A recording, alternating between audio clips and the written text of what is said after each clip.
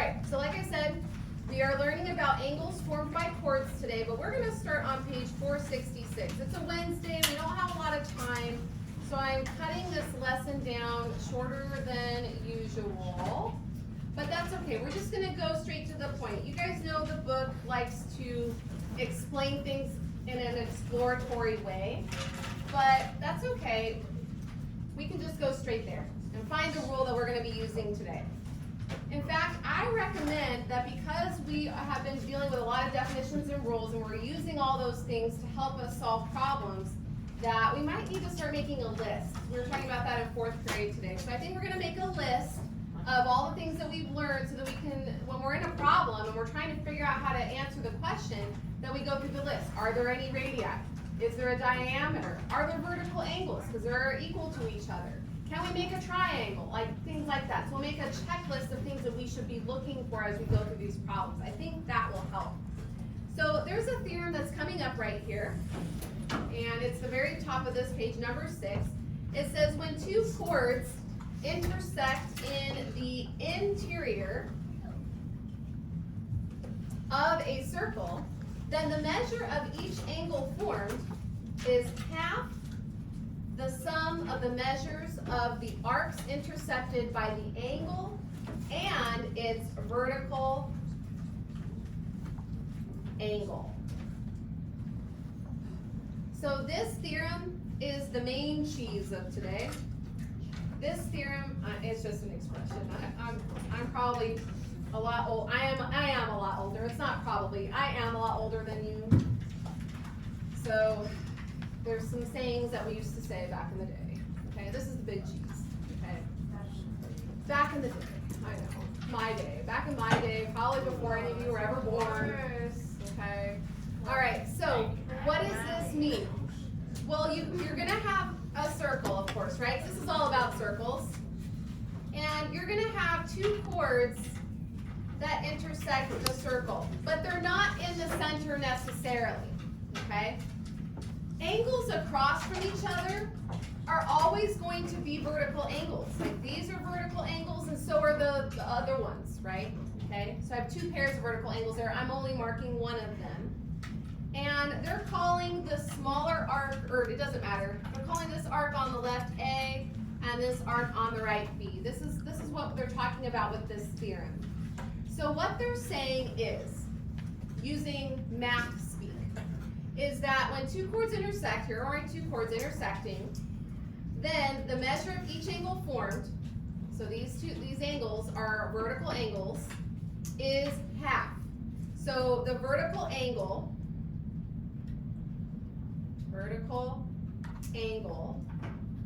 and then it says the word is. Is in math means an equal sign. The vertical angle is or equals half, so I need a half, 1/2. The sum, what does the word sum mean in math? Adding, we're adding, it's addition. The sum of the measures of the arcs intercepted by these angles. So A and B are my arcs, so half of adding A and B together, so times the quantity A plus B, and its vertical angle. So the vertical angle is the angle formed, and it equals half of the other two arcs added together, okay? That's basically what this theorem is saying. So this is the formula that we are going to be using today. This is the rule of circles that we're going to use today. We only get to use it when we have two crisscrossing arcs. They make a vertical angle. The vertical angle is always going to equal 1/2 times the sum of the two arcs that it intercepts. Okay, so that's the rule we're going to be using today. We're going to skip number 7. Now, what we skipped in the first couple pages had to do about a round pool, a circular pool, and some light fixtures in that pool that are illuminating the pool. Guys, I need those Chromebooks put away, please. Okay.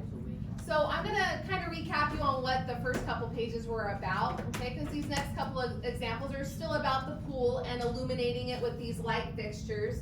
So you get an idea of what the fixture looks like. It looks like this, but they're all going to be back to back. So think of a light on one side and then another light just like this facing the other way.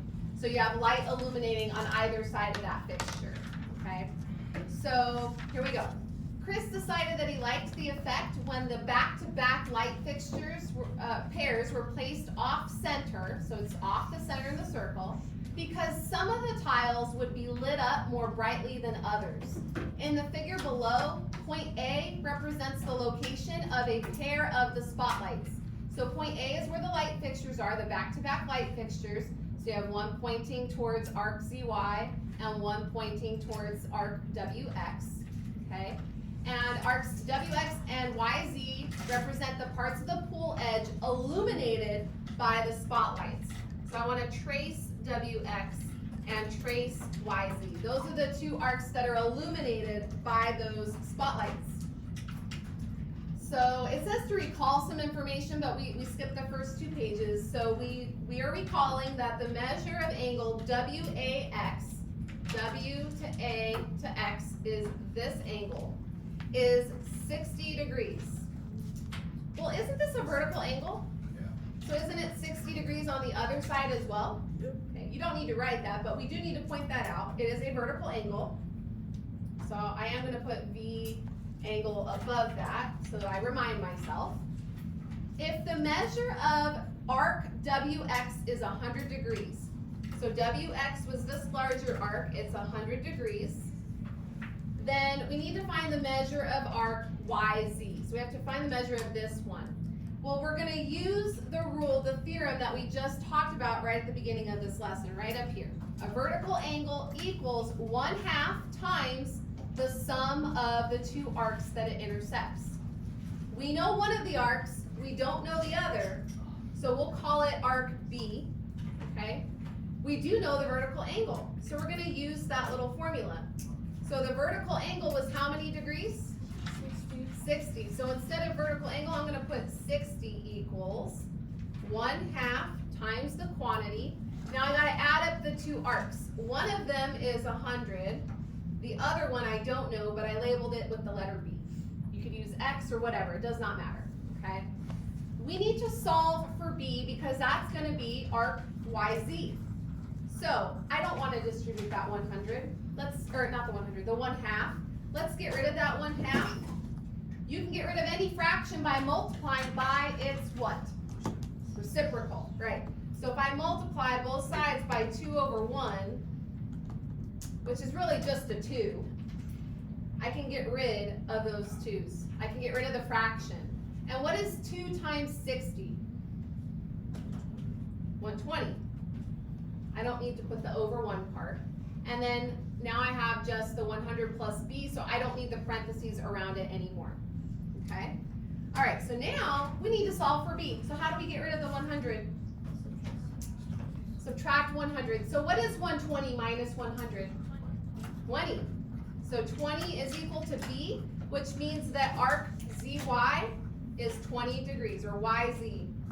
It doesn't matter the order of the letters. Okay? So we just use that theorem. It's not hard to use, but again, knowing when to use things is the problem. You know, you got to see what you've got there. You got to make sure you've got crisscrossing chords.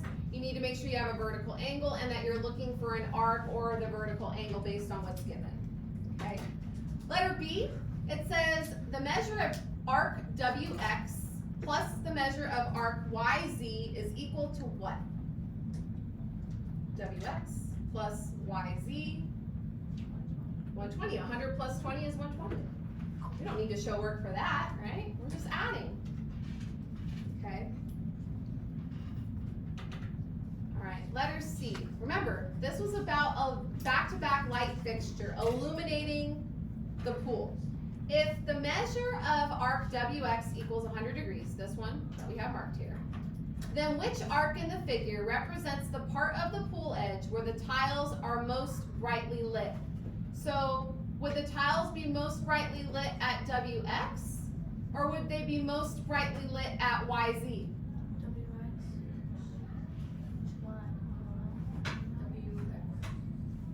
Okay.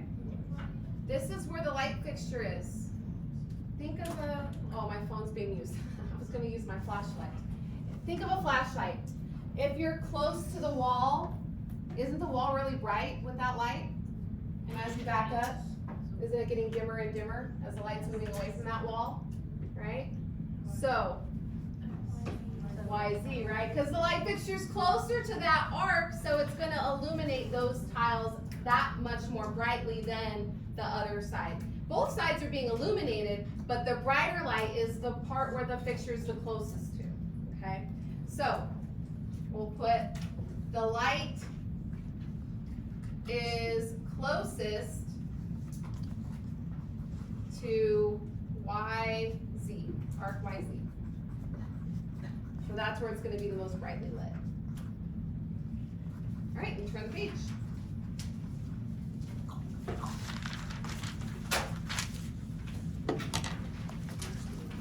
We got another circle.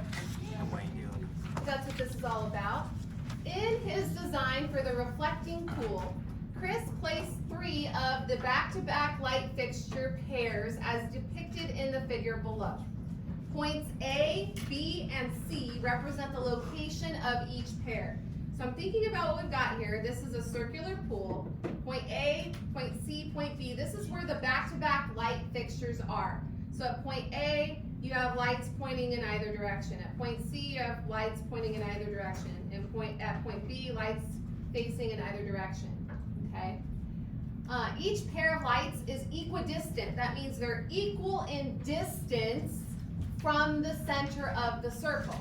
Okay. They didn't mark the center of this circle, but that means point A, C, and B are equidistant from the center. So doesn't that little triangle that it makes kind of mark where the center is? If I were to find exactly in the middle of that triangle, that would be the center of the circle. Okay. They also gave us another piece of key information. Arc ES is congruent to arc IG, which is congruent to arc DN. These ones that I traced in red. I am color coding today, so you might want to follow along. Those 3 arcs are congruent. They're equal in measure, okay? So, letter A. Will the entire pool edge be illuminated in this design? Well, I marked the arcs that are congruent, but does that mean that the whole pool is not going to be illuminated? Don't I have a light pointing forwards and backwards from point A? And a light at point C pointing forwards and backwards? And a light at point B pointing forwards and backwards? So because they're back to back, aren't we hitting all the sides of that circle, the whole circle? Yeah. So yeah, the entire circle is going to be illuminated. Yes. I'm not going to explain it because I just explained it in words. We don't need to write it. But really it's because the arcs intercepted by the 3 pairs of beams make up the entire circle. Because those 3 pairs of beams they're double-sided. So they are going to illuminate the whole circle. Shade the region of the pool that will be illuminated by more than one spotlight. Well, what part of the pool is going to be double illuminated? The center. Right, you're right, Ez. Yeah. So I'm going to take my yellow highlighter and I'm just going to shade or color in that triangle. Makes me think of Iron Man for a second there, doesn't it? Okay, no. Yeah. Okay, yeah? Okay. Just humor me, people. Okay. Letter C. If arc ES is 1/4 of the circumference, interesting, of the pool, then what is the measure of arc DE? So let's think about that. How many degrees is a whole circle? 360. And they're saying that ES is 1/4 of the circle. Okay. Well, aren't these 3 that I traced in red congruent to ES? Yes. Right, so that means that IG is also 1/4 of the circle. And DN is also 1/4 of the circle.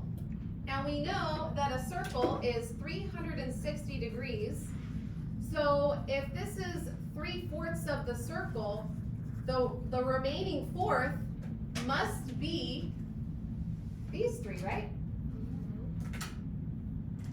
Okay. So let's divide 360 into 4ths. What is 360 divided by 4?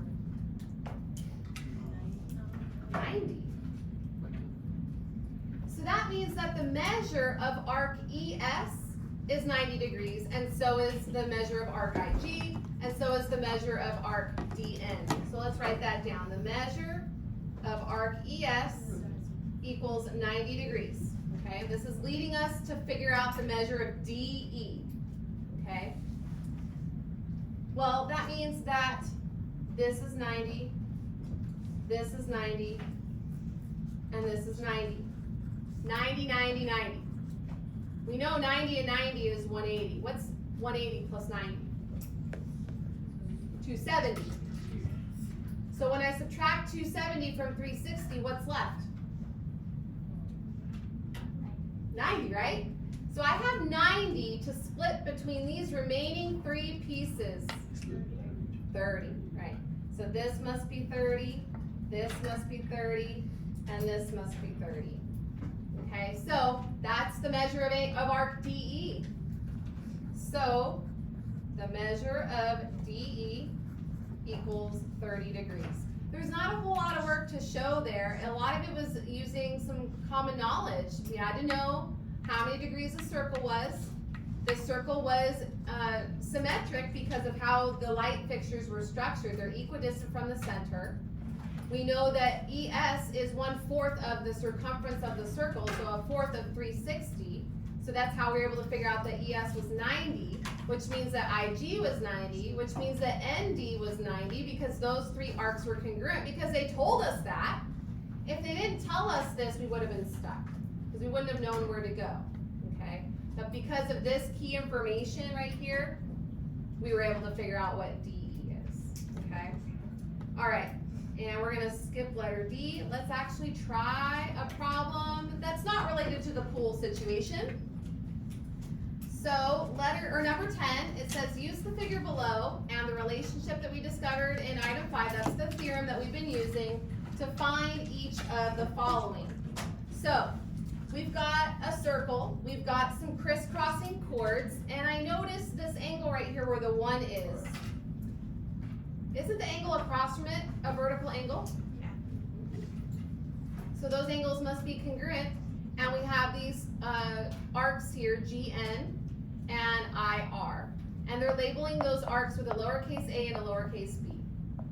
Okay, so letter A, it says if A, lowercase a, equals 40 degrees, so arc GN then is 40 degrees. And B equals 80, so that means that arc IR is 80 degrees. Then the measure of angle 1 equals blank, and the measure of angle 2 equals blank. Let's start with angle 1, because angle 1 is what kind of an angle? A vertical angle, right. And we learned that a vertical angle equals half of the sum of the two arcs that it intercepts. So half of A plus B, okay? We don't know the vertical angle, but we're gonna find it. I just need half of A plus B. So that would be 40 plus 80, because those are the two arcs that are made with those crisscrossing chords. What's 80 plus 40? 60. I'm at 120, right? And then half of 120 is? 60. 60. Right. Yeah, Connie's already beaten us to the answer. Right. So that means that the measure of angle 1 is 60 degrees. Which means that both of these angles are 60 degrees. I'm going to put the 60-degree angle on the other side of the angle 1 because I don't have enough room to write it in there. Okay? Now let's find the measure of angle 2. And I want you to notice something. I'm going to trace GI. That's a straight line. How many degrees is a straight line? 180. And don't we know that part of it is 60? So what's the rest of it? 120, right? Because 180 minus 60 is 120.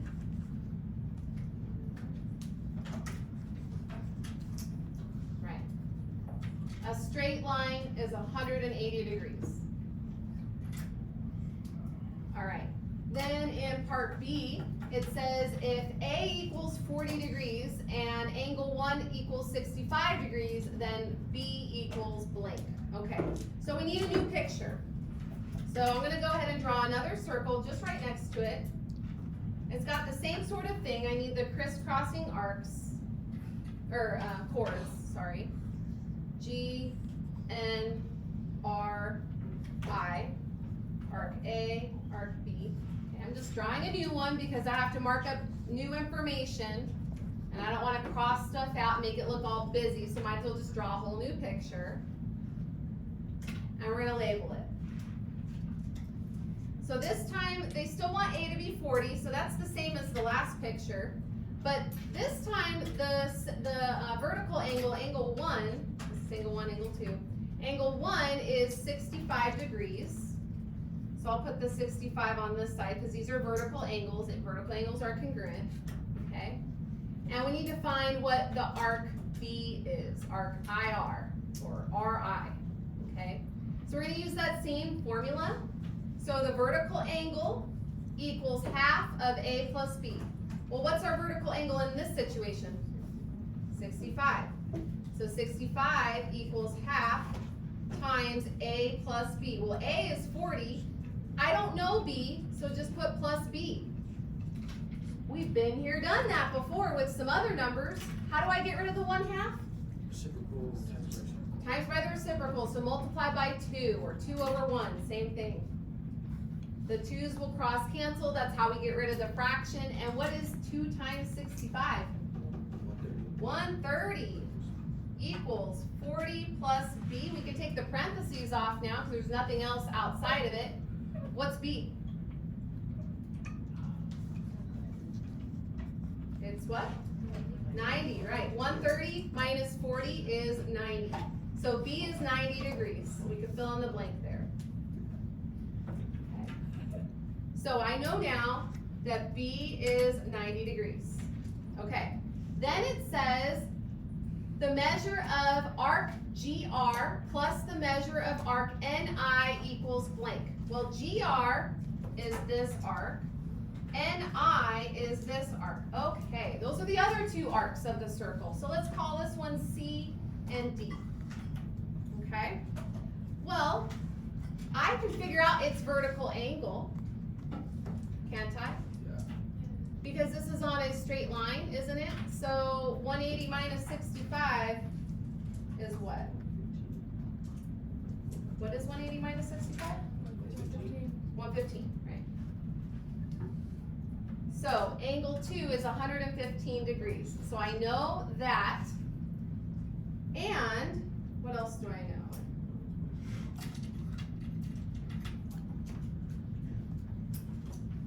I know this arc is 40, right? Isn't this along a straight line? No, that's not gonna help me. I don't know if I have enough information to do. I didn't do this one in 4th period. I don't think I have enough information. Because I have this angle, but don't I need one of these arcs? Yeah, I have these 2. I know the whole thing is what? 360. And this is 90. This is 40. 90 plus 40 is what? 130. So what's 360 minus 130? We might have enough information. 230. So don't we know that C plus D should add up to 230? Yeah. Right. So there we go. It didn't ask us for C or D individually, did it? It just asked us for the sum, so we could figure it out. If they wanted us to find them individually, we didn't have enough info for that. But them together added up, we did have enough info for it. All right, cool. Condi, you can press stop on my video there. Condi.